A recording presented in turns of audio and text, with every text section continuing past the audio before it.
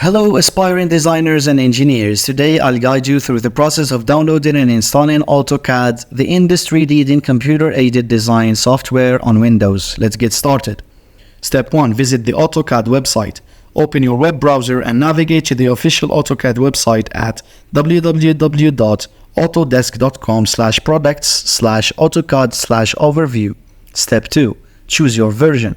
On the AutoCAD products page, you'll see options for different versions of AutoCAD, such as AutoCAD for Windows or AutoCAD for Mac. Make sure to select the version compatible with Windows.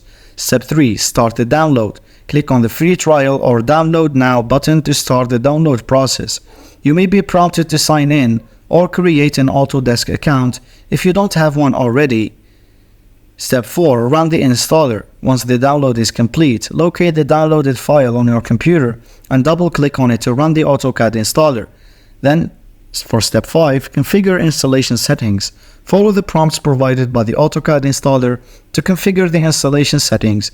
You may need to choose the installation location and agree to the terms and conditions. Step 6. Select installation components.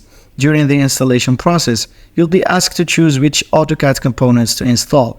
You can select the default components or customize the installation based on your preferences. Then install AutoCAD. After selecting the installation components, click on the Install button to begin the installation process. The installer will then install AutoCAD on your computer. Then you'll have to complete the installation. You'll see a confirmation message indicating that AutoCAD has been successfully installed on your computer.